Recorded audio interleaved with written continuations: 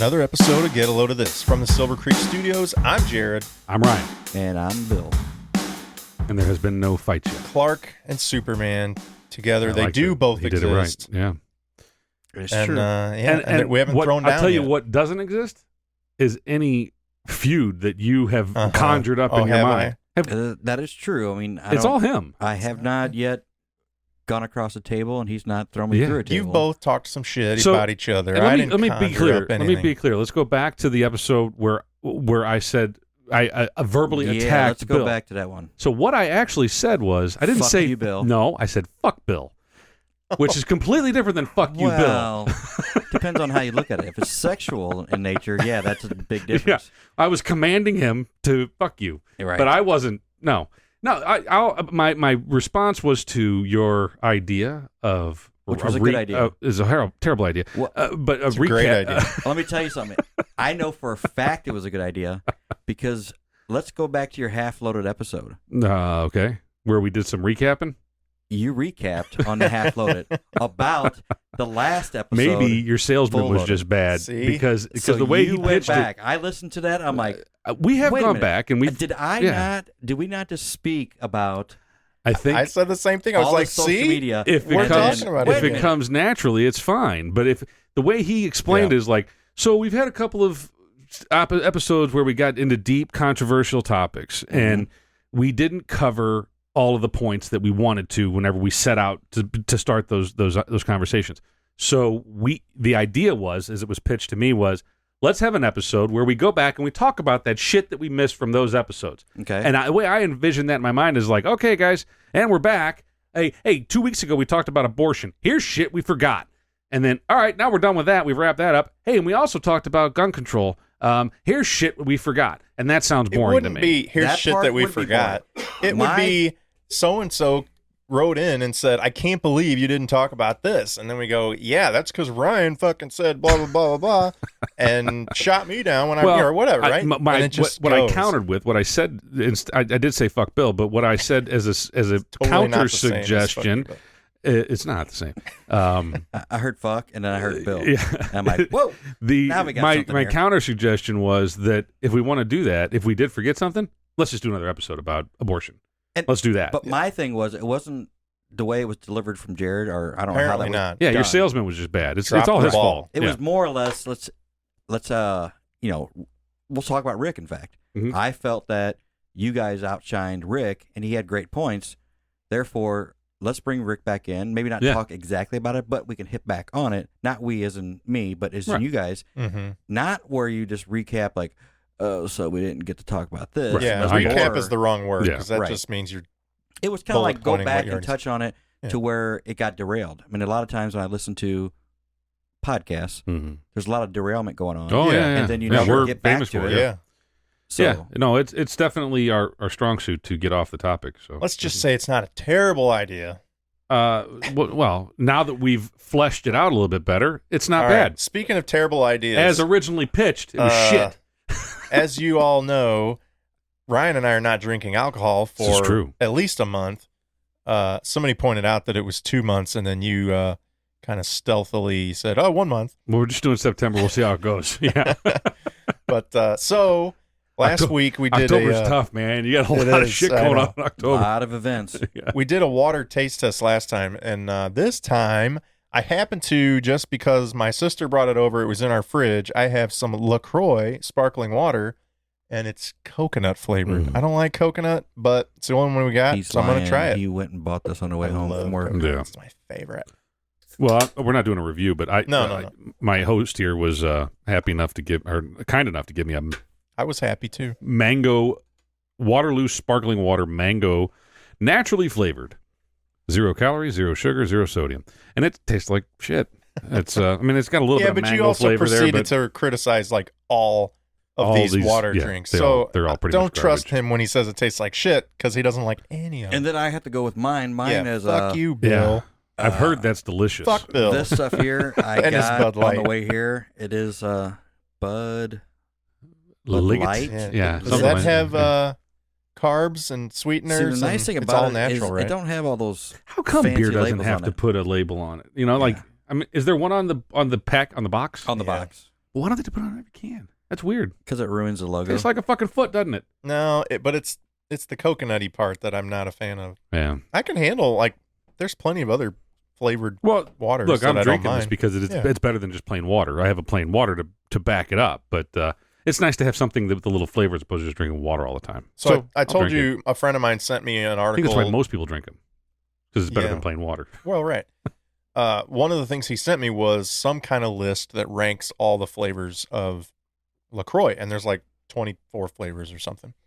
And the worst ranked flavor was coconut. But my sister drinks this and the number one ranked flavor, which is, can you guess? Black cherry. It's not black cherry. Lime is the number Fair one. enough. I think we talked about that one time before. Maybe. Yeah, I had a deja vu. For some reason, I feel like I've had this So she drinks the worst and the best. I can see how this could be the worst. It's not horrible, but yeah. I'm going to keep drinking it, though. All right. All right. Well, so we talked about what we actually have a plan, a little bit of a plan. We haven't had a plan for a while, a little bit. It's been a few. I mean, but I don't think that they're on board with my plan. Well, you can talk about your plan. I'm just not necessarily. You might get derailed pretty quickly. Yeah. So you brought up to me in a text just a suggestion of a topic, and I don't mind the topic. Fantasy football. It's fantasy football season. Right. Exciting time of year. Yeah. Used to be for me. And now Bill and I both said we are not currently playing fantasy football. We have in the past. Are you in a league? I'm this no year, longer right? in any leagues. I was since 1997 or 8. I started playing before there was any website way back. dedicated to it. We had to do everything by hand. You had the little cards and you flicked it. Yeah. No, we did all the tabulations by hand, and I built a website that we. So you were hardcore. Hand entered all of the stats and all the standings into. Yeah, we were really hardcore, and it was in what I would call the heyday of fantasy football. Yeah. That if you wanted to do it, you had to really be invested because it took some time. Sure. And it was true fantasy football. We had such rivalries in our league where when we were being idiots, but we would make up shit like our fan base, people in our fan base. We had imaginary people like, Cliff from the docks, he's been pissed off at and it was great. And we would write these, emails to each other, to the whole league, actually, just calling each other out and being assholes to each other. But they were hilarious. They were pretty fun. Now, was there something that perhaps made you not have as much fun anymore? Kind of got annoying? I quit that league for a couple reasons. But one, we shifted to ESPN. And it just wasn't the same. Everybody became a little bit less engaged. Yeah, it would, because it was easier, and it was like everything did it for you. You just plugged in your lineup, and I mean, you can play a whole season without talking to another person in your league. So it used to be you had to submit your lineup through email to the entire league before whatever time, and then it was posted to the website by the webmaster, and it was it was a whole thing. And usually, if you submitted your lineup, you didn't just submit a lineup. You submitted a lineup with a load of trash talk that went with it. Yeah. And it was great. And so ESPN or maybe it was Yahoo we started with, it kind of ruined all that. So anyway, I kept doing it. And then I joined another league. At one point, I was in 3 different leagues, but I had about 8 different teams. Not even 7 teams. And because people... Yeah, it would be really a ridiculous. Well, so my uncle was in a league, and he got me into the same league, and then another friend of his was in that same league. He died. My uncle took on his team. Then my uncle died, so I took on both their teams. And then because I owned 3 teams in the league, the guy was like, "Here, you want in this new conference that I just created?" Now I had 4 teams in this one league. They in each conference drafted independently of each other. Jeez. So in the Super Bowl, you could have 2 teams of identical makeup playing each other, which is weird, but it was a great league, and the Akeley Football League. And now it's defunct. He shut the doors on it because his dad died, and he just didn't have his heart anymore. He didn't feel like doing it. Sure. And I think a lot of the fun went out of it. It got a little bit too much. And in that league, that's the first time that I had played fantasy football with women, which is getting to my point. And they were a lot of fun. The gals that were in that league with us were no less knowledgeable than some of the guys. Some of the guys were real dolts, and these girls at least came prepared. They had their magazines, they had their list, they had things together a little bit. So I don't have a problem with them.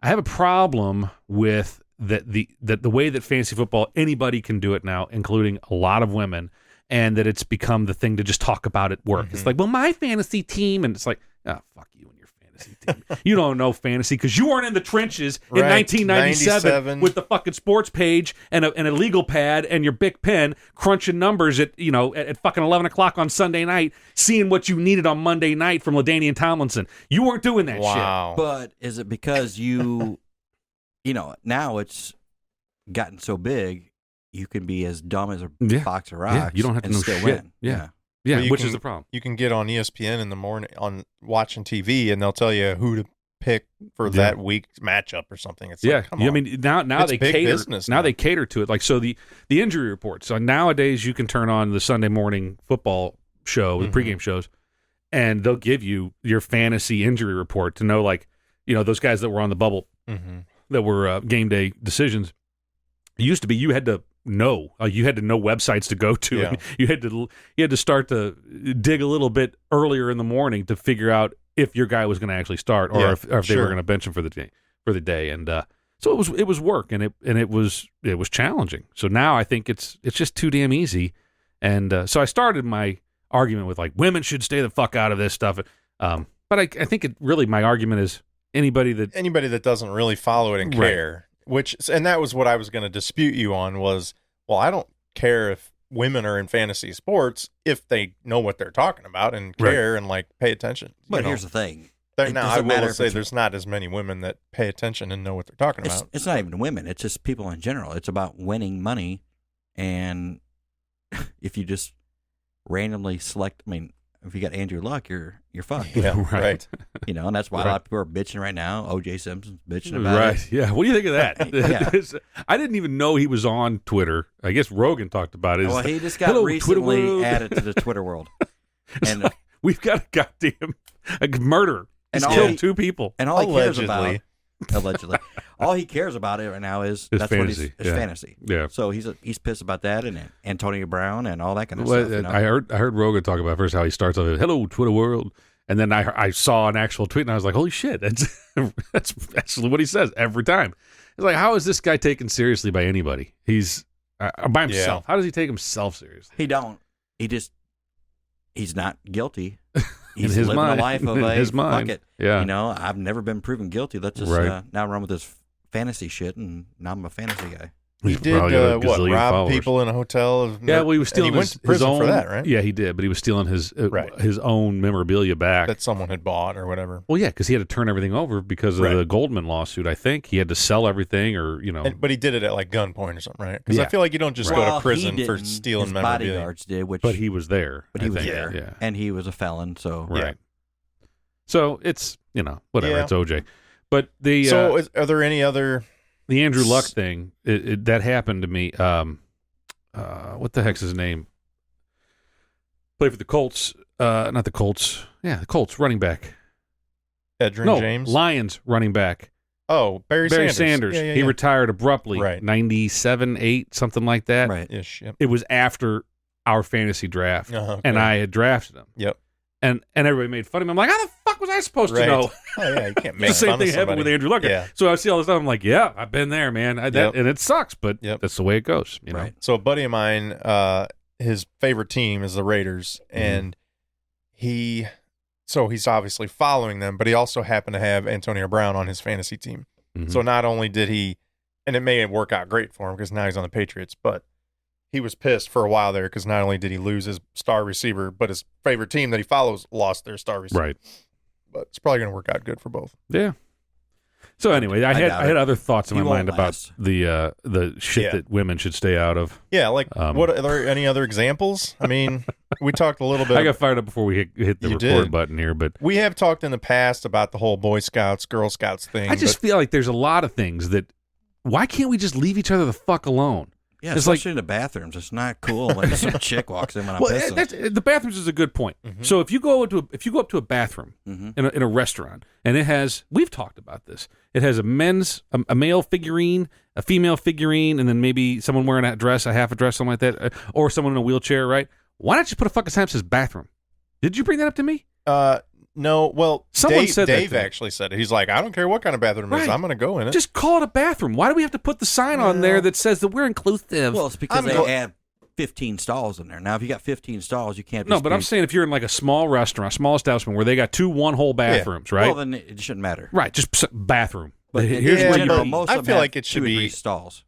And I know I think we even said this. We dispute that women are a little cleaner in the bathroom. No, yeah, I don't agree with that at all. I think they're disgusting. Men standing up or peeing all over the seat, all over the toilets, getting on the floor. You got problems, man. I don't go to bathrooms, period. But I go in them Here's sometimes, what kills and me. they're I disgusting. drive around all day, so I got to stop to piss somewhere. Yeah. Who's the motherfucker who thinks they have the longest dick in the world who pisses all over the floor in front of me? Yeah, I get that in my office too. Because I am short and I'm not well endowed, so I got to stand a little bit closer. You got to get the arc going. You got to. Yeah. Now your then feet I got are to all standing. lean towards the arc as it. But that's what I'm filters saying. out. Like, women don't want to deal with that. They would rather have their own bathroom where they don't have to deal with all that shit. Plus, you get urinals and stuff. Yeah, so but that's exactly the point. Is most people don't give a shit and just want a clean bathroom. Right. Period. If it's multiple stalls, like if there's bathrooms and there's urinal, stall, well, that's clearly the men's room. Mm-hmm. If there's a room with stall, that's clearly the ladies' room. Right. And if it's servicing multiple people like that, it should be clearly marked. Yeah. Okay. Now, the only ones I was talking about were like in a small restaurant or bar where there's it's a one-person bathroom. Yeah, one-person bathroom. Period. Maybe it even has a urinal and a toilet. But regardless, if one person's in there, they're probably locking the door and going and getting their business done. I hope. I mean, that's what I do. I feel like it's okay that we have a one-person men's restroom and a one-person women's restroom. But even if it was just to call it restroom, and if I walk up and the one that's available, I go in and use it. And the one that's available, if a woman walks up, she goes in and uses it. Why is it a problem? Well, I don't get it. I can see his point in a way because you go to porta potties and there's got 50 of them lined up. They don't have and everybody female, male. says that's the grossest thing you could ever do. Yeah. But if you're at a picnic and you got to piss, you got to go. what go. are you going to do? Fine, and they have dual things.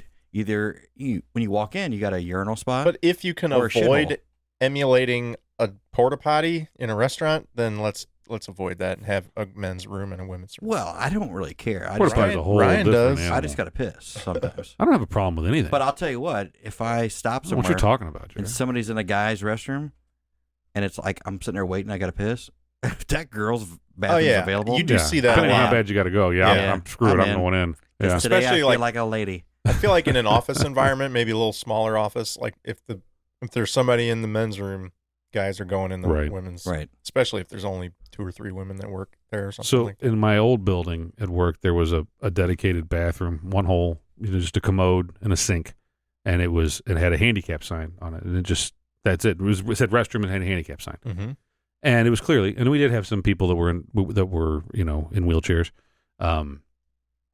that needed that, and so it's great. But anyway, the new building, we do have at least one that I'm aware of.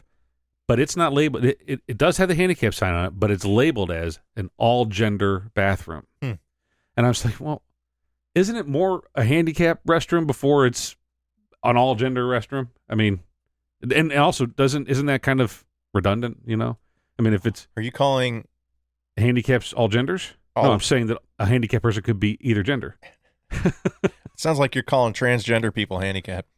No, you just did that. Or you're trying to say that all people that are you. handicapped are squatters. Maybe. Yeah. I think that is a Which fair would statement. then make them pissing like ladies if they're dudes. Well, but isn't that a fair statement, though? I mean, if you can't stand, yeah, if but you're in I a was wheelchair, right now, I'd be pissed off that you're kind of considering me a woman. I'm not calling you a woman. You're calling. Yeah, but I'm sitting there squatting to piss because I can't use my Well, legs. see, I think that's a statement that's probably controversial too. You're not supposed to say that anymore. What's that? Pissing like a girl. There's no, you can't. That's offensive. Oh, that's true. Yeah, I don't know. I don't know what's safe anymore. Which is a great segue, Jared, for the next topic we were going to talk about. Maybe not. If you guys want to keep talking about toilets and you're pissing. all good. Segue away. No, I was giving it to you. Oh, I don't know. Chappelle. Yeah. So you just texted me Dave Chappelle, and I was like, okay, what are we talking about, Dave Chappelle? He did just come out with a special, right? Yeah. Maybe a couple weeks ago, a week ago, something like that. Mm-hmm. He had one 2 years ago, I think, was his last one. That was his comeback. Right. Yeah. So this one was definitely, like you kind of pointed out, more prepared. It seemed like an actual routine. The ones that he did a year ago or whatever, it was him coming out of hiding, like you said, Bill, that he just, I think he really, And he can. He is good enough that he can come out and just talk and talk about whatever. That's pretty much what he did. He wung it. He came out. And he had Netflix no plan. Gave him the money. Yep. Said, hey, come out here. Let's show your face again. Yep. You've been and he was kind of pissed, and he just kind of ranted a little bit. And they had different tones. The one was more of a rant. The other one was more of him trying to be funny and trying to be a little more lighthearted. But one was like he was pissed and just wanted to get some shit off his chest. But none of it seemed to be overly prepared. And I don't think they got great reviews. I mean, I think people liked them and watched them. They're like, yeah, it wasn't old Dave though. It wasn't what we remember Chappelle to be. Now, before you say or you move on to the next show, I feel like it may not just be him being lazy and I didn't want to take the time to make routines. I mean, that's a thing. Comedians will just show up at a club and just start going. Like, sure. They don't necessarily I think most cases, they have something prepared. Well, right. I mean, they're trying out new material at a small club or something. But, I mean, there's definitely people. I think Robin Williams was famous for improvising a lot of stuff. He'd just get up on stage and riff. But I'm not saying that's what he did. Right. It did seem like he was kind of just being lazy and coming out of retirement, so to speak, and just hanging. But this one is definitely real. Was very well routine. Prepared. He definitely. It seemed like he honed it over who knows how long, but he worked at it like most comedians do. They put together their set. They start off with 10 minutes. They get to 20 minutes. They keep trying new shit until they get to about an hour, and then they go out on the road and they really fine tune it until they finally record their special. And it seems to be, thanks to podcasts today, we know this now, how a lot of comedians work. Bill Burr famously talks about it a lot. And so it's very well done, this most recent show. It was funny.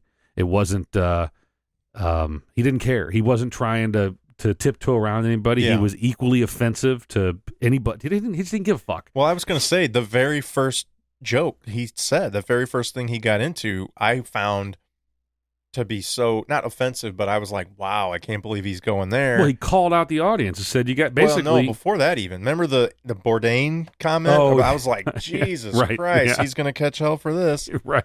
And, it's a great joke, though. It's like, I mean. You need to watch it. I don't want to ruin it for people, but he makes a good point, too. Anthony Bourdain killed himself. He had a pretty damn good life. Right. He's like, there's some people out there and you're like, why the fuck are you still here? Yeah. I mean, that's the premise of it. Yeah. I haven't Which seen is rough. it, so I don't but know. it's really also, rough. it's not being empathetic with people who have mental illness or whatever. It's so like the assuming controversy it's all about behind the life you live. is that, so the show comes out.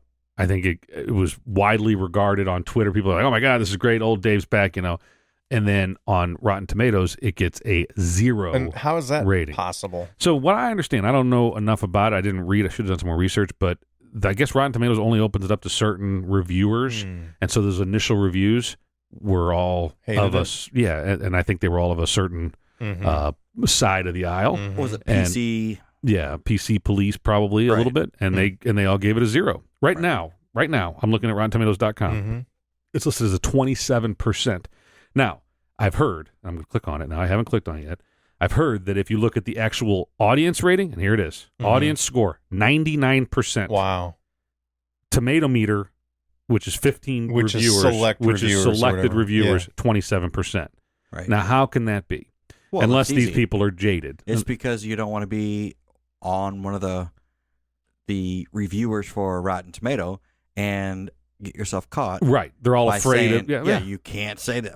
I mean, they probably laughed their asses off, but they stepped back and said, you know what, I can't give it a good review. Yeah. Let the public decide. The So public here, is this is the everybody. first time I'm reading this stuff, but here's some of the bad reviews. Sticks and Stones registers as a temper tantrum, the product of a man who wants it all, money, fame, influence, without much having to answer to anyone, which is poorly written by Hannah from The Atlantic, which, I mean, look, The Atlantic, Salon.com, Slate, these are all left-wing publications. So anyway, I think most of the reviews are along those same lines, where they're just pissed because he called out the PC police, the leftist wackadoos out there, and he called out the right too. Yeah, there's no doubt that he was equally even-handed with this. But the right is like, yep, that's about right. Yeah. I mean, he made fun of gun lovers. He made fun of he was completely equal with all of it. Yeah. But the left just can't fucking handle to have their finger pointed back at him. So I just think it's crazy. I think it's also a good sign. Hold on a second. The fuck? It's a good sign. We're turning a corner, with stand-up comedy, with entertainment in general, where a lot of these comics are afraid of pissing people off. Oh, Yeah. okay.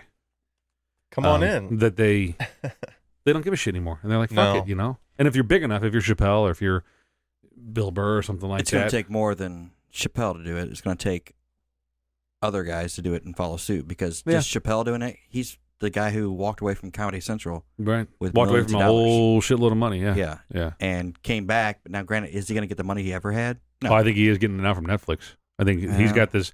Him and Sandler, and there's a couple others that have these exclusive deals with Netflix where they're big money deals, and good for them. But I think that's what Chappelle's got. He doesn't talk about, like Sandler's talked about how much money he's getting for the 5 movies or something like that he agreed to. So, but I think that's where Chappelle's at, is that now, he needs to. I will say, so I watched it twice. I watched it a few nights ago, and then when you mentioned it today, I went ahead and watched it, right before you guys got here. What do you do? How do you find all this time? Yeah, how long is that? An hour? It's an hour. You guys got here at 7. You sent it to me this afternoon. I said, "What are we talking about?" Yeah, maybe I'll come, maybe I won't. And then you sent it to me. I'm like, I have nothing to add. I've not seen the Chappelle. I watched it at 5:30. What do you want me to? Why didn't you say? I could have listened to it in my car. Hey, you got Netflix. I didn't make you not watch it. Anyway, so you listened to it again. Shit. So the first time I watched it, I definitely felt like there were several jokes he commented about white people, critical of white people, right? And that's not new for him at all. And it's usually in good humor. But I feel like there's been a trend of a lot of comedians lately, especially comedians of color, being critical of white people. And it just it starts to kind of irritate me. But then the second time I watched it, it was definitely more like you can see that he's picking on both sides of it, and he's, it's equal, but it's like, do we really got to just rip on people for being white anymore? But I think he's even-handed. He's ripping on black folks too, and he's better about it than some guys are. And I also think that white people, I mean, definitely not us, but generally speaking, white people do some stupid shit. Sure. So I mean, it's a lot of shit to make fun of too. I good for him, and I think that more people should. I don't think anybody should get offended by anything any comedian says, because that's the idea of being a comedian. That's their job. You're supposed to be able to say what you feel, whatever. Right. And if it's that bad and it's that offensive, well, then they're not going to give viewers. They're not going to get people to show up to the show. The thing is just flip the script. If you had a white guy on stage just ripping on black people, he would never work again, and he would probably get shot or something. Is that what happened to Dane Cook? I don't know. Maybe. Could be. But no, you're right. It's that double standard there's of you can be totally critical. I mean, there's the whole, racism and slavery thing. Exactly. It's coming from a long history of tension, but it just feels like unless you have an actual point you're making that's valid, that also is comedic, don't just lump white people together in. I don't know. No. And it is funny, and like you said, you can't take it too serious. I would They're rather just there to get a rise out of lump white people together and saying, "Oh, they can't dance, or they can't do this, or they whatever." A lot of things that white people don't do well. We can't, generally speaking, on a broad general terms. Then I would rather have that than some political commentator saying that it's all these white guys killing people with assault rifles. I'd rather that kind of commentary is harmful. Saying white guys can't dance and making fun of if we're being real with I'm not that talented when it comes to dancing. I don't have a lot of rhythm. Now, you think white men can't jump? Would it be made today? Oh it could be made. I don't know. I think Well, I think that there's a lot of good jokes in there. Blatantly, I know it's good jokes, but you're blatantly in the title. Kind being of calling racist. out, but it's towards white people, so it's okay. It's safe. It's okay to criticize white people. It still is. I totally think that movie can't That's be what I'm made saying. today. It's obviously okay because Chappelle's still doing it. But Chappelle can get away with it because so Chappelle was in Robin Hood Men in Tights, Mel Brooks movie, right? Mm-hmm. So Mel Brooks famously he made racial jokes. White guy, Jewish guy, and he did a very good job for his entire career, really making racially charged jokes. Chappelle's character in in Robin Hood Men Tight. I think his name was Achu. And, Right. and they kept saying Gesundheit, you know. Mhm. But he wore his green Robin Hood hat backwards, and it had the adjustment clip on, the plastic adjustments on the front of it. And it was just this little subtle thing like, that's what black guys do. According to Mel Brooks, that's what black guys do. They wear their hat backwards with the adjustments right there. Right. And he did other shit, too. That I mean, you couldn't make a lot of Mel Brooks movies. Then you go back to Blazing Saddles. And, and forget it.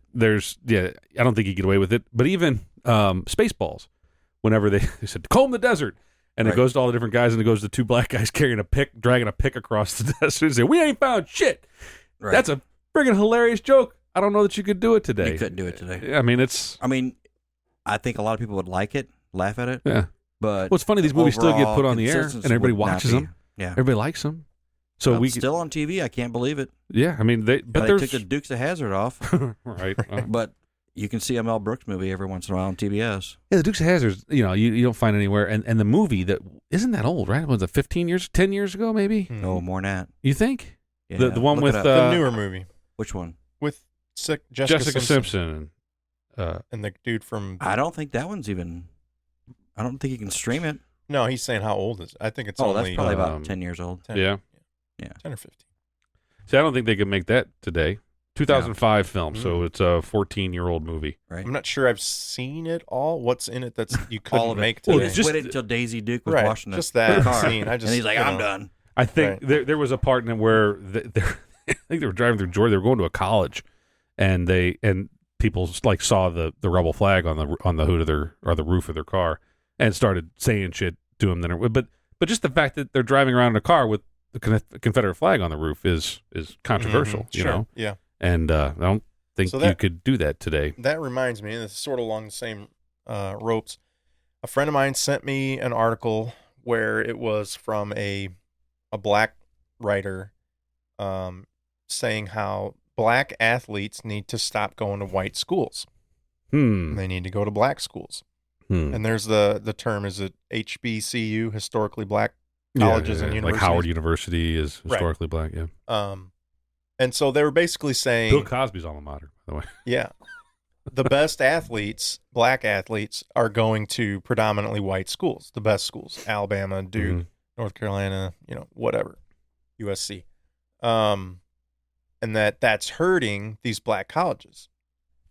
The best athletes could be going to these black colleges. That was the gist of the article. They were trying to get people to change that. And I strongly disagree with it. I think it's a ridiculous concept. Well, for one, why would you want a kid who has an opportunity to maximize their potential and their opportunities to not do that, just to stay home and go to whatever and go to college HBCU, right? What you're saying, when they could go to the most premier athletic program and get a. Because some people's priorities are completely out of whack, and they're more concerned about the social impact of their decision as opposed to their own personal impact, right? Where's the black school at? I mean, they're all over, but where's Howard? I don't know. The Northeast somewhere. Is it only a black school? I think a lot of these schools are. I mean, that's not part of their entrance requirements. It's just it has become that way. Was frowned upon. You can't have a black school / white school / right. And I don't. Else. That's what I'm saying. They don't have rules about Washington D.C. Howard University. Yeah. And that's an all-black school. Well, like we said, it's not that you can't go there if you're white. It's just that historically it's been mostly Howard University is a private, federally chartered, historically black university in Washington, D.C. It is categorized by the Carnegie Foundation as a research university with higher research activity and is accredited by the Middle States Commission on Higher Education. I'm trying to see. That's the summary of it. I'm seeing if there was like a demographics. But why would you even want that separation? If you felt like there weren't enough black students at a school like, let's wouldn't say you want a Duke, diverse student you'd be body? like, we need to get as many black athletes at Duke as possible to encourage other black scholar students to want to go there. Like, why would you discourage? I don't get it at all, other than wanting to have segregation. Like, it's basically you're saying you're okay with the fact that there are black colleges and white colleges, and we want our black athletes to go to black colleges. So where's the white colleges at? Well, you can't have that anymore. Every college basically is what they're saying. No, I don't agree. there's stats that back it up. Like the most universities are like colleges 6% or something. Most white college. Most colleges are predominantly University of Illinois, University of Missouri. Most colleges are predominantly Tulane. white because the population of the United States is predominantly white. So just as basic law of averages, every college is going to be, if it were 70% white, 70% white. If you look up University of Illinois, it's not saying it's it doesn't say not anything a white about college. No. But if you look up the demographics of the student population, it's by far mostly white. Yeah. But that comes into economics. You got wealthier people. Are there more wealthy white people or Hispanics that's or racist blacks or whatever? There. Well, this is confusing. Let me read this to you. In 2015, the share of black students attending HBCUs had dropped to 8.5% of the total number of black students enrolled in degree-granting institutions nationwide. So of all the college students... nationwide. Yeah, of all the black college students nationwide, only 8.5% were attending a historically black college or university. It's a decline from 13% of black students in 2000 and 17% that enrolled in 1980. Says this is a result of desegregation, raising incomes, and increased access to financial aid, which has created more college options for black students. So the number of total students enrolled in HBCUs rose by 32% between 1976 and 2015. Okay. So, yeah, there's a lot of stuff. This is all Wikipedia shit. Go read it yourself. But, I think, everybody should, if they're smart, I don't give a shit if you're black or white, go to the school that's going to give you the best opportunity. Yeah. That's just the kind. And if you don't, then, shame on you. I think it's a similar argument. Then you deserve whatever you get, It's similar to saying, oh, you're from, let's just say, Illinois. You're a kid in Peoria. You should go to University of Illinois, whether you're amazing at basketball or not. If you could go to Duke, you shouldn't because you're stay hometown or something like that. It's like you wouldn't. I mean, you might want that of the athlete, but you would never like shame them for going to Duke, right? Everybody wants to go to Duke if you're a basketball you would think player. So, but there's probably a lot of people out there that'd be like, oh, your dad went to U of I, right? Your grandfather went to U of I. Why aren't you? Because Duke's better, Mom. Right. Leave me alone. I'm going away. I just hate. It's just like it's perpetuating the racial divide. Like the fact that it's a thing that you even have to bring it up. That's that there the point are black that schools and white schools. You've hit on enough here. Is that there's on every college campus, my son's included in it, that there's a push for diversity. There is. Well, we did some of the phrases that you're not allowed to say on college campus. I mean, a lot of those were around diversity because if you say something that isn't a diverse statement or that categorizes people, then that's frowned upon. So anyway, I'd say 99.9% of universities across the country have a diversity committee or some panel that's finding ways to make sure that we have the most diverse student body we can. By saying that we have an historically black college or university, that is the antithesis of diversity. Right. By saying we want to have an all-black student body. That's foolish. So the argument that you're making as to why every college campus at U of I or of Duke or Tulane or Mizzou or wherever, the arguments that they should be diverse, well, those same arguments should apply at Howard University or any other black or minority majority university. Does that make sense? Minority majority, right? The majority of students are minority. So just use that same logic. You're contradicting yourself by saying, well, no, this historically black university is a good thing. Yeah. Well, by definition, your other definition towards you're wrong. You're contradicting yourself. Anyway, I'm beating a dead horse here. Yeah. But I don't know. It just irritates me when things like that try to divide instead of bring together. Yeah. Well, that's kind of. I think we've made that point a few times before. Is like. We spend so much time. We spend time sitting here bitching about how there's so many divisive things, and that people want to point the finger at the other side, and it's aggravating that. Yeah, if people would just stop looking at things as binary, right? You're either this or you're that. Stop that. Just fucking knock it off. Yeah, right. You're human, and that's it. I don't give a shit about much else other than Do you kick puppies? If you kick puppies, I don't fucking like you. If you don't kick puppies, then cats are fine. Yeah, you kick all the cats you want. Fuck cats. No, don't kick pussy though. that's a whole different thing. So, grab those. So speaking of college, I think a lot of our listeners probably have kids who are either in college or nearing college, or you're preparing to send them off to college. Well, I really hope that we have a diverse listening audience, that we have them all across the demographic spectrum. Right. We have some that are 14-year-olds that should be in bed, and we have some that are, they're grandmothers that just discovered podcasting and said, I'll see what these boys have to say. They seem like good, upstanding citizens. Yeah. But anyway. But we have our guest here has your oldest is kind of already in college, but also about to go off to college. Mm-hmm. Is that weird for you? How are you preparing for that? I say he's already in college. We've talked about this a little bit before. He's in an advanced program in high school where he's taking classes at a college, so he'll have his associates when he graduates high school. Right. How are you preparing for what's next? You've already done it. Your oldest is currently at a university. Honestly, I don't know. We're going for, academically, we know he's going to get that scholarship. So right now it's based on major. It's not based on sports. It's not based on, what can we get for football? What can we get for baseball? It's almost like that we've erased that now. Yeah.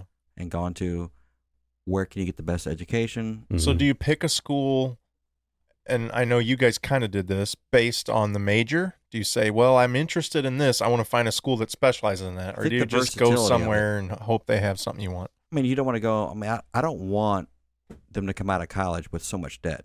When you can go to this college here and then go to this college here, same studies, but you're only going to get so much scholarship money. Mm-hmm. Do you want to leave school with $80,000 in debt, or do you want to leave school with $20,000?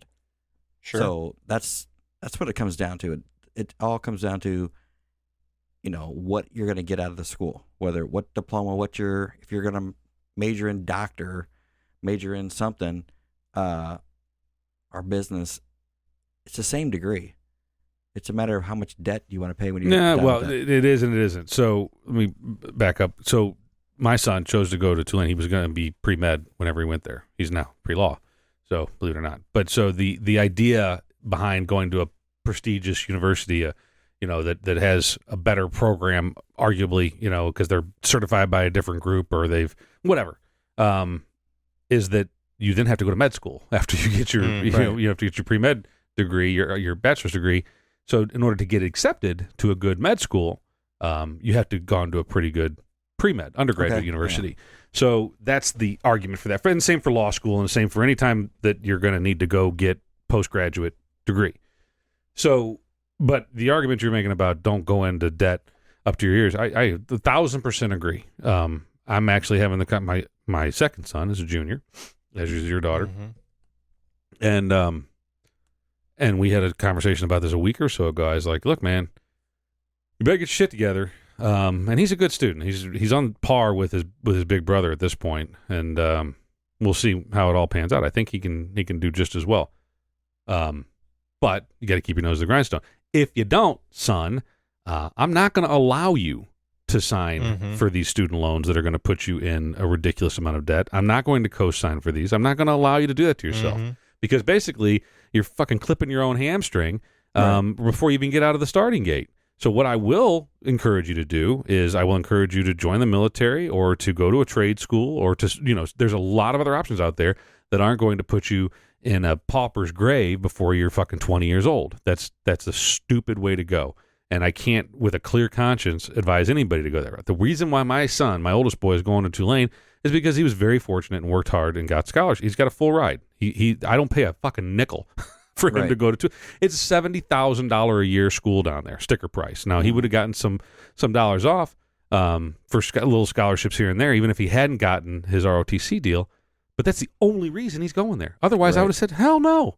There's no sense. There's nothing worth what would equate to be $280,000. There's no education. That's just, it's foolish. And unless you're extremely wealthy, I see no reason why anybody should want to do that or should choose to do that. Right. So, anyway, that's where I'm pushing Chuck. Who knows what he'll do? Yeah. But I would push any kid, mine or anybody else's, to make those same to put those same guardrails around your decision. Unless you got a boatload of money stashed away because of a wealthy grandparent or your parents saved wisely from birth, then don't put yourself in that situation. Well, I'm not going in debt over it. Right. I And told you them shouldn't. straight up. I've given them strict rules, straight A's. You can do select sports, this and that. Because I knew in the long run, if they get the straight A's, they get the education behind it. Plus, they also will receive some kind of scholarship. Yeah, they get something. I'm getting older. I don't need to pick up somebody else's debt. I know some of these parents will say, "Hey, I'll pick up the debt, and I'll pay." Why would I do that? Right. I've let them to the water. Any good financial advisor out there worth a damn is going to tell you that exact same thing. Don't go into debt for your child's education. You don't have as long to recover from something like that. Right. If anybody's going to go into debt, it should be them because at least they've got the time to recover. But by the time they're done with school and that debt is on you, now you're in your 50s. And how do you feel about the people that save like from the time their child is born? They set up an account. They got lucky. Yeah. I mean, but I'm saying, is that acceptable? Like, absolutely. But why not have that be debt. saving, like not for school? Like, still, fuck them. That's my retirement I'm saving for. Well, you should be doing that too. You should be putting money into your 401k, and you should be putting money into your So it's okay to do it earlier. Just don't do it at age 18.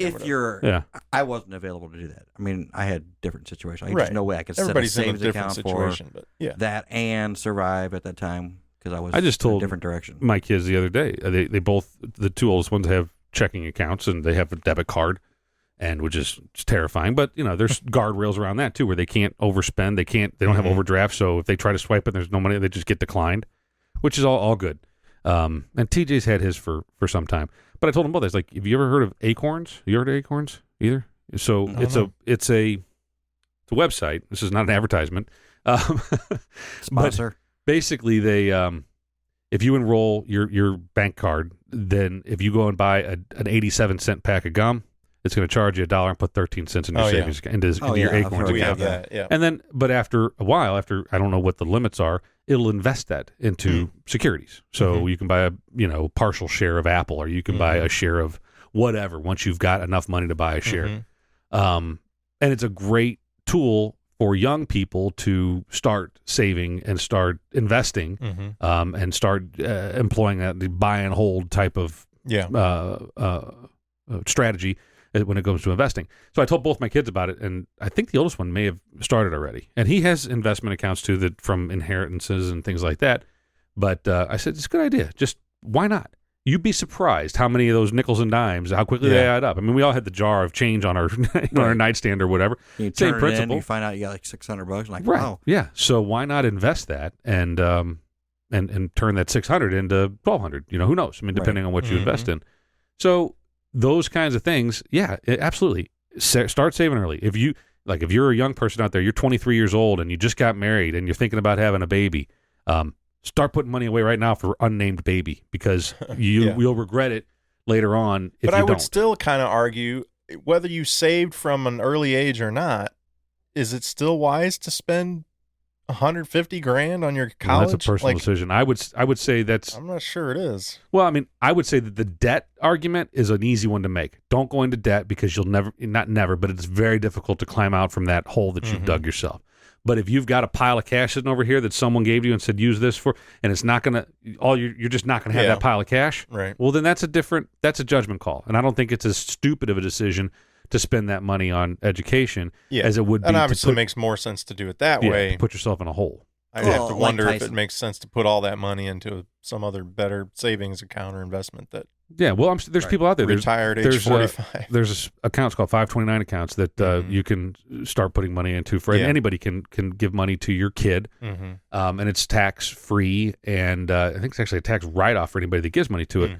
So, and then whenever people listening to this that I know more about this than I do are gonna be like, no, you got that all wrong, right? But anyway, bottom line is that if, let's say I open a 529 for my oldest, but he decides he doesn't want to go to college, he's going to be an electrician, he goes to a trade school, he doesn't use his 529 money, well, anybody in the family could then use that money for their education. But you can't use it for something else. You can't go buy a boat. Right, yeah. If you buy a boat with it, then I think you got to pay taxes on it. There's penalties involved and stuff like that. But if TJ didn't use it, then, well, okay, then Chuck can use it, or anybody can, or his kid. We could keep saving it and add it later on, as long as the government doesn't take it and spend it on something else, But so there's a lot of smart ways to do it. I stupidly didn't make those smart. I was selfish and living beyond my means in my 20s whenever I was having the first babies, and I kick myself now because I wish I had done better. Yeah.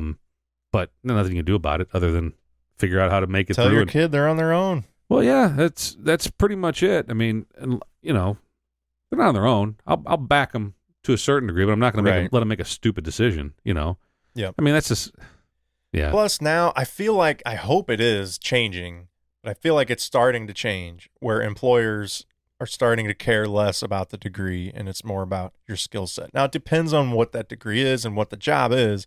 Yeah. But at least like I work in the tech industry, IT, and a lot of it is like we don't really care. I mean, we kind of care, but if you know how to program, that's what then we care about. Right, yeah. Are you a skilled, Java developer? Now, you might be able to whatever. command more money if you had that paper. Maybe, but even then, it's like it's just not disclosed, so you don't even really know. If the employer doesn't care, then they're going to pay you what you're worth. I think you're right that there's, and I also hope that's changing. Think that there's that people shouldn't care about the paper behind it. Yeah, I think it's changing. Not going to change on that level because.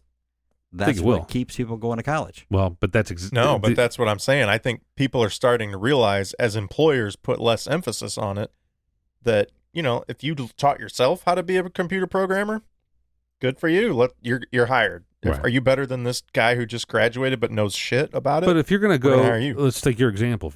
That if you're going to go write code, you're going to have some other certifications. You're gonna be able. I mean, not necessarily. How do you prove that you can write in 4 different languages?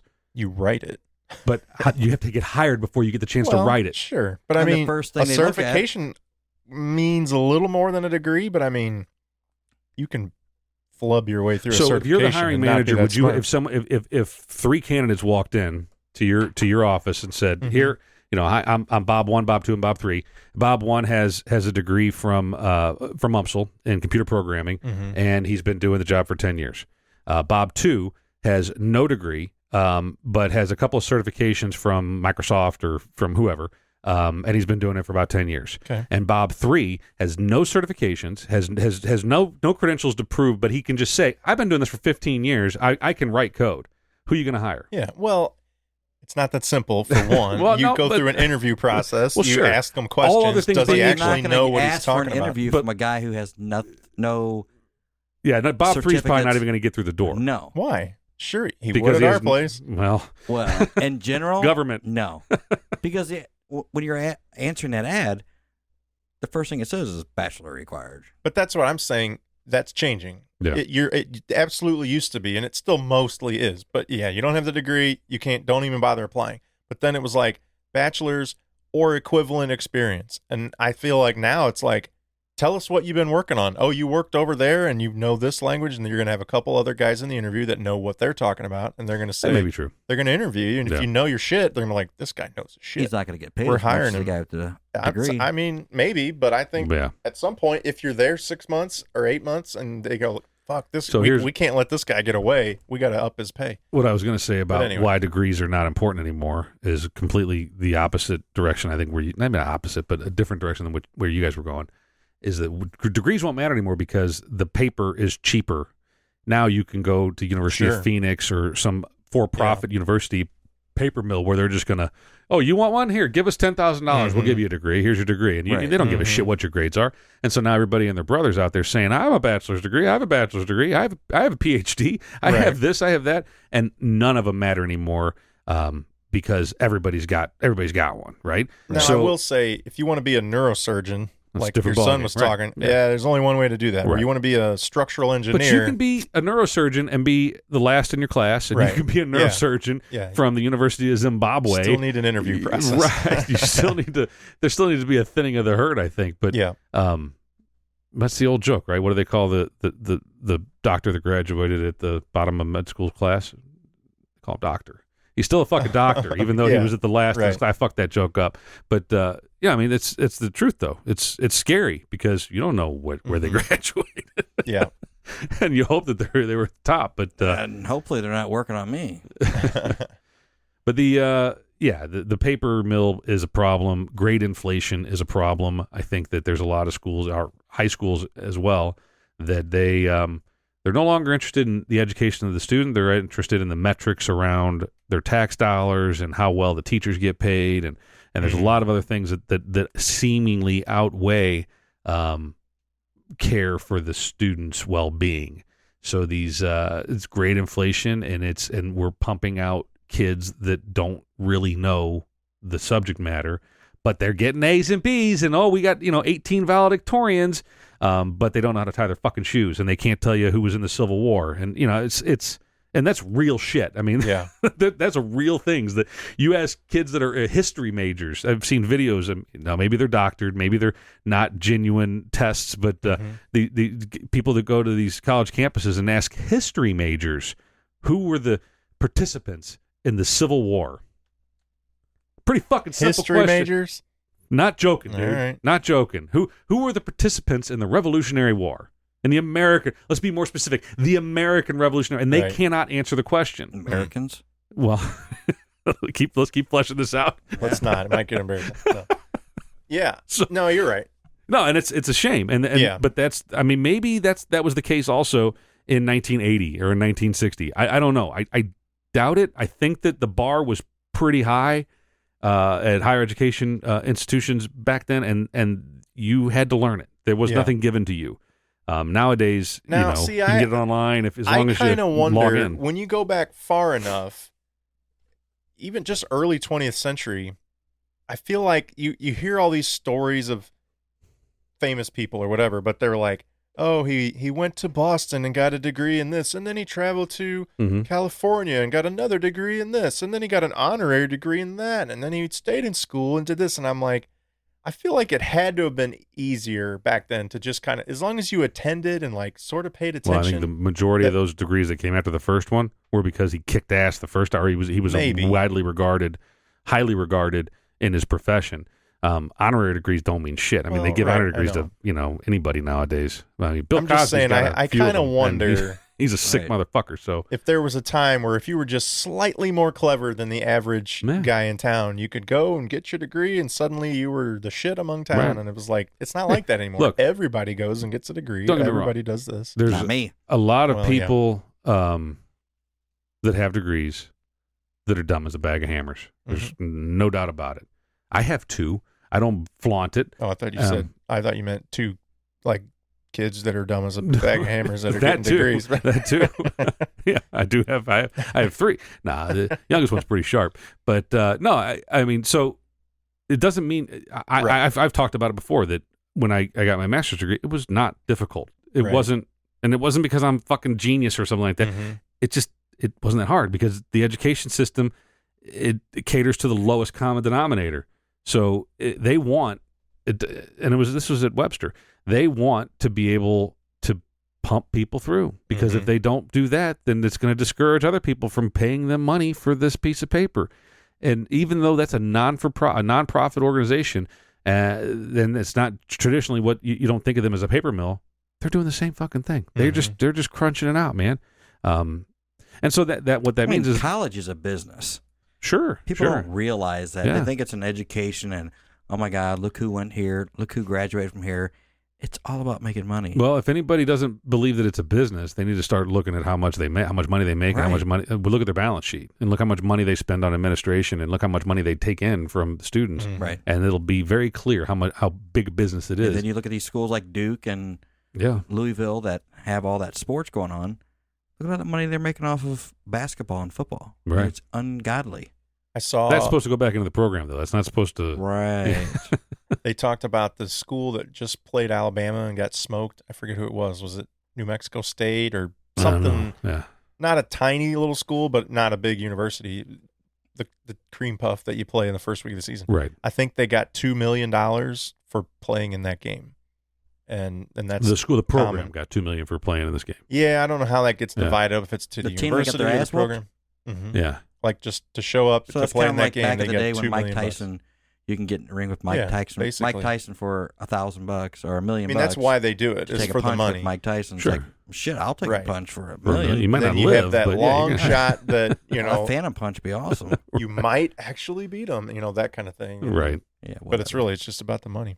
was it SEMO, Southeast Missouri? They went up to Montana or some shit like that to play their opener. And I was like, why the fuck? That's a long fucking way to go. Money. I guess they got paid. I'm not even sure what school they were playing at, but I think it was Montana. Whatever. Someplace up there. Maybe it was Oregon. Fucking who knows. But that's a long way to go for a mid-sized school in the Midwest to go all the way to the Northeast, or Northwest rather, to play a football game. That seems silly, but that's the way it goes. I guess it is big business, Yeah. College football is big business. Well, hell, sometimes, they got these Hawaii tournaments and stuff in basketball where that's sort of a vacation, I guess, but you're definitely traveling and putting up big time expense to it makes you wonder. So, there. like week 1 of college football, these guys are student athletes, right? Mm-hmm. And I know you're going to laugh at me, people are like, you really think they're really student athletes? But I mean, these guys, how much time can they devote to their education? If they're training, they're learning the playbook, that, and then they got to travel to Montana or to wherever their school is. If they're New Mexico State's playing Duke, they're halfway across the fucking country, right? So how much are these guys getting tutors? Well, I think a lot of them are. If you've ever watched, and I'm sure you have, and many of our viewers have, there's a lot of behind-the-scenes videos for athletes at certain programs. I've seen several with baseball, and they'll just follow a freshman or whatever baseball player in his new experience at the school, and it's all day long. From the time they wake up and eat a meal, they'll go work out, and then they're studying, and then they go to class, and then they study some more, and then they work out, and then they got practice, and then they go do that, and it's like from morning till bed. Is like, how much can you do on the bus on the way to the game, that Thursday night game or that Friday game that, or Saturday game for that matter, that it takes 2 days to get to get prepared for that. These kids aren't going to class. They're not. I mean, maybe they're studying on the bus, but I doubt it. I think a lot of them are getting help, tutoring or whatever. There's the classic stereotype of like they cheat their way through, or they get somebody's doing the work for them. But from what I've seen, a lot of it is legit. They work their ass off in order to stay. A lot of times, just to stay eligible, right? Yeah. So it's just like if you start failing classes, you don't get to play, and they'll do just about anything to stay eligible. So they're going to work their ass off. And a good coach is hopefully enforcing that, making them work hard. Yeah. I wouldn't want to do it as an athlete, as a student. I wouldn't want to put all the time it would take to do that. I mean, it'd be great if you're playing D1 sports, but it is a big commitment. And honestly, your son's having to make that choice right now, whether or not he wants to play baseball in college. He does, but he wants to, but it's a big commitment. Well, and the school that wants him is going to cost more. Mm-hmm. So I don't know if we've talked about this. That's quite the quandary, is like he can play ball if he wants. He's got an offer, but he'll actually have to pay more to go to that school, even with the scholarships and whatever, because it's a private school that costs more. So do you choose to do that? No. Or do you just go to another school, get the degree? Sounds like Bill's guy's mind made up. I mean, here's what I would say to that is that, I mean, it had to be a hell of an opportunity, but I would say no. I would say go where the best education is. Because baseball, as much as I love baseball and wish that my kids could do it, and you're fortunate, you have a very talented son, but to play at that high level and to go to that next level, it just keeps getting harder. Yeah, that's the thing. And the reality of it is, he doesn't that project out as a major league baseball player. Right. So you have to prepare for what realistically will be your career and your future. Yeah. That's what he understands. It's not like he's, whatever, Dad, I got to go here because they want me. He's like, okay, what am I going to do at school? And most likely he can play baseball anywhere he goes. He could walk on. Maybe. That's where a lot of people. Right. But it'd be tough to turn down. Everybody, even if he doesn't believe that he projects as a major league player, you've got that dream, that hope. Oh, sure. That like maybe. Well, and if I quit right now, I'm never going to play. But if I go to this college that wants me, I'll play. And maybe. But I think it's also, you get injured, and then you are redshirted, and then you've got all this debt now. Well, and in that case, the idea behind, or what you're getting at with your boy, I mean, so he's widely regarded as one of the best athletes in town, and I think almost everybody that I know would agree. He's still not going to be major league caliber baseball player, and he's great, but it's just the reality of it. And I think a lot of people with young kids or junior high kids still, I don't know when it was. it was young for me whenever my kids were younger. I was like, okay, this ain't fucking working out. But even when at some point, I think all dads are like, he's going to be a major leaguer. Oh my God, you see him hit that ball, and then at some point you're like, okay, I got to start getting real with this kid, and you got to kind of break their heart. You got to break the news. See, I broke it to him from early on, 7 years old. I mean, I knew he was good then. I mean, not obviously where he was at now, but I just let him know that's a lottery.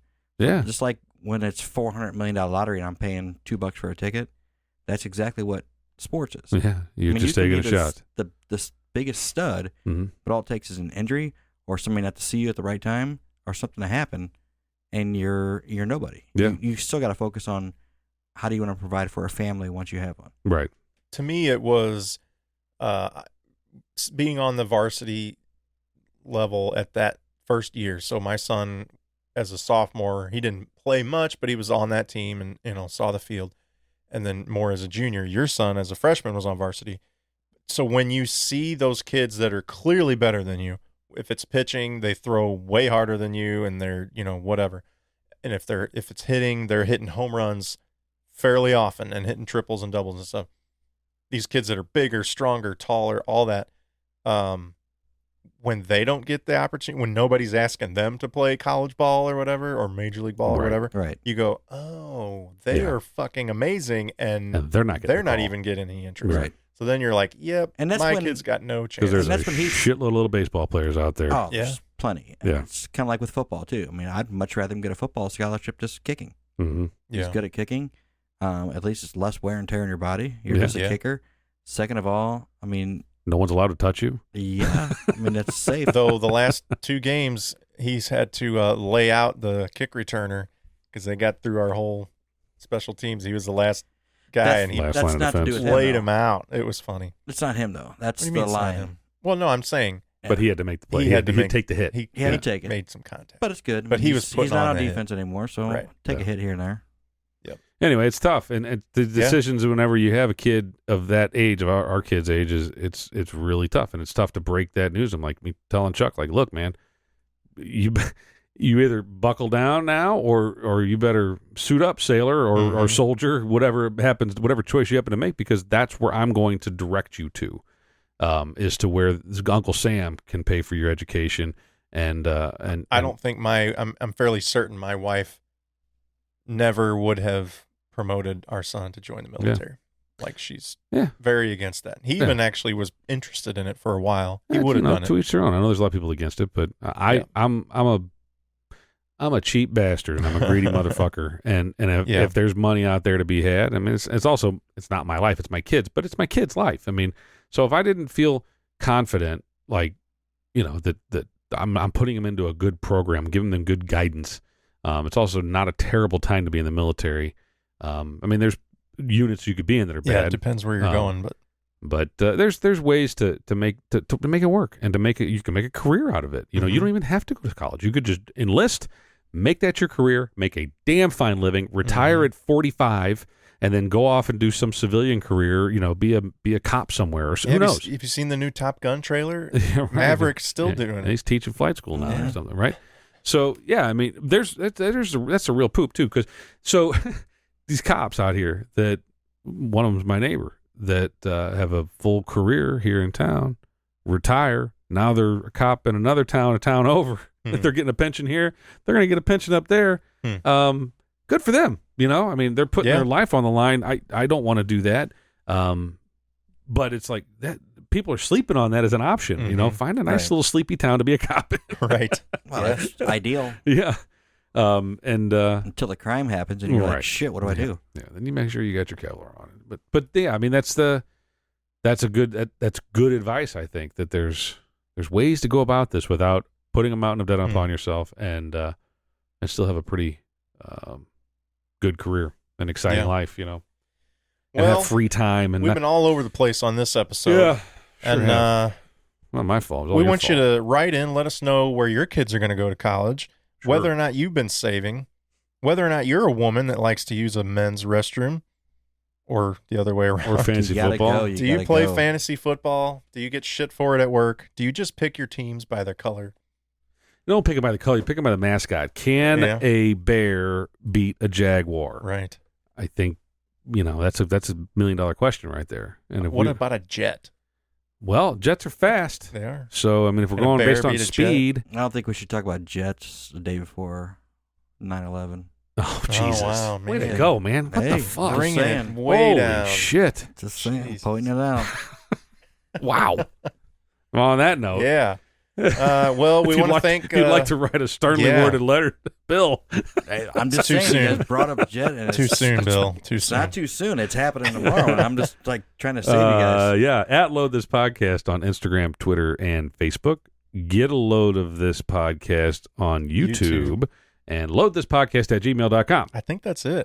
Do we have a TikTok yet? No, I don't think we got that set up yet. I think we got our crack team of social media experts working on that. But thanks to Bill for sitting in with us, hanging out. See, and just to prove to everybody, number one, that we're not the same. Number two, there is no feud except for in Jarod's mind.